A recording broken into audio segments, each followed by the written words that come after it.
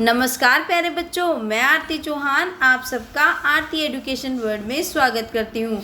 बच्चों, जो आज आपकी वर्कशीट आई है वर्कशीट नंबर 47 और जिसकी डेट है 28 अगस्त 2020, जो आपकी कक्षा 6, कक्षा 7, कक्षा 8, क्लास 6, 7, 8 की वर्कशीट है, उसको हम पढ़ेंगे, समझेंगे और सारे प्रश्नों के उत्तर देखेंगे। बच्चों चलिए शुरू करते हैं। आज की जो वर्कशीट है ना, आपको बहुत सारी जानकारी देके जाएगी, तो इसलिए ध्यान से समझना, आपको आगे भी हेल्प मिलेगी इससे। देखो, भारत में जो है कानून बनाने की सबसे बड़ी संस्था कौन सी होती है? हमारा संसद होता है। जो हमारे भारत में कानून बनाता है वो है संसद, और संसद के 3 भाग होते हैं। कौन कौन से अंग होते हैं? एक राष्ट्रपति, दूसरा लोकसभा और तीसरा राज्यसभा। ठीक है, ये 3 अंग हो गए। और राष्ट्रपति का चुनाव को कैसे होता है? जो लोकसभा के, राज्यसभा के और राज्य विधानमंडलों के निर्वाचित सदस्य होते हैं ना, जिनको हम चुन के भेजते हैं, जैसे लोकसभा में एमपी, राज्यसभा में एमएलए और राज्य विधानमंडलों के सदस्य, वो सब चुनते हैं राष्ट्रपति को। ठीक है, अब देख लेते हैं राष्ट्रपति के कौन कौन से सदन होते हैं। सदन मतलब हाउसेस।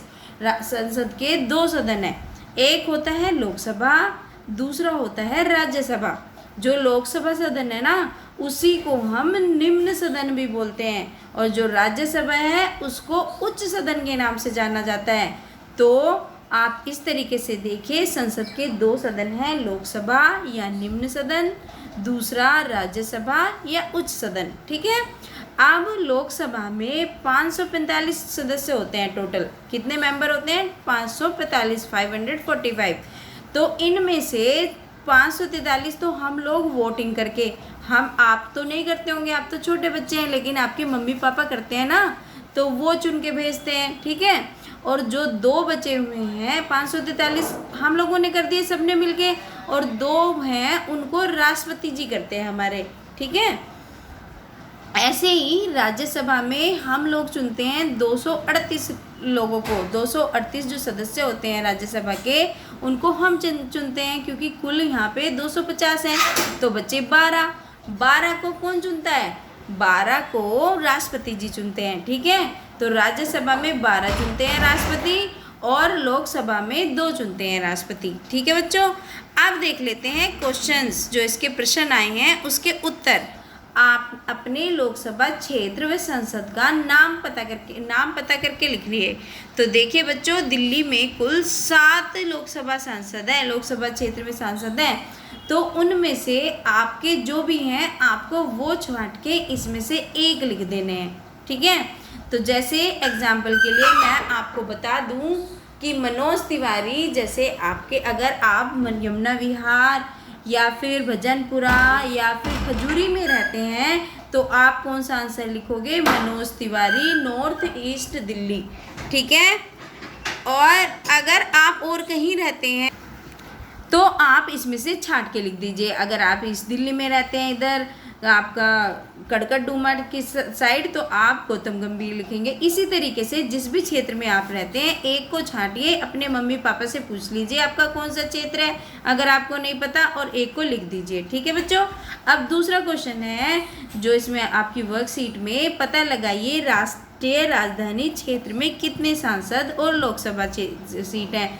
तो वो सब आपको लिखने हैं, और राज्यसभा सांसद भी लिखने हैं। तो ये मैंने लिख दिए आपके ये हैं आपके क्या, आप इसमें लिखोगे, ये न लिख के आप ये सारे के सारे लिखोगे। अब दूसरे प्रश्न के उत्तर में ये जो 7 थे ना, ये 7 के 7 आपको लिखने हैं, क्योंकि आपसे पूछा है उन्होंने सारे लिखने के लिए। ठीक है, यहाँ पे मैंने केवल 4 लिखे हैं, आप इनको पूरा कर लोगे, इसमें +3 जोड़ लोगे ऊपर से।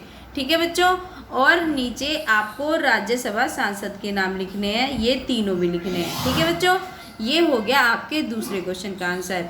अब जो तीसरा क्वेश्चन पूछा है, राष्ट्रपति द्वारा कितने सदस्यों को लोकसभा व राज्यसभा के लिए मनोनीत किया जाता है? तो राष्ट्रपति 2 सदस्यों को तो मनोनीत करता है लोकसभा में, और 12 सदस्यों को मनोनीत करता है राज्यसभा में। ठीक है, ये क्वेश्चन भी हो गया आपका। ये सारे हम वर्कशीट के क्वेश्चन कर रहे हैं।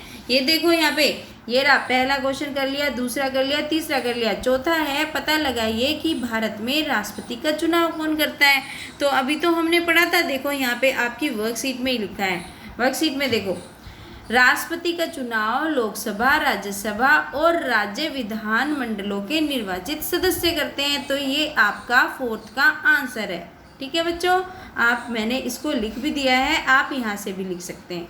ठीक है, ये हो गया आपकी आज की वर्कशीट ख़त्म। बच्चों, अगर आपको मेरा पढ़ाया हुआ अच्छा लगा है, समझ में आया है और आपकी हेल्प हुई है ना मेरे पढ़ाने से, तो आप वीडियो को लाइक कर दो और चैनल को सब्सक्राइब भी कर दो, क्योंकि मैं रोज़ अब आपकी 6ठी, 7वीं, 8वीं मतलब 6 to 8 की जो आपकी वर्कशीट आती है, मैं उसको लेके आऊँगी और आपको समझाया करूँगी।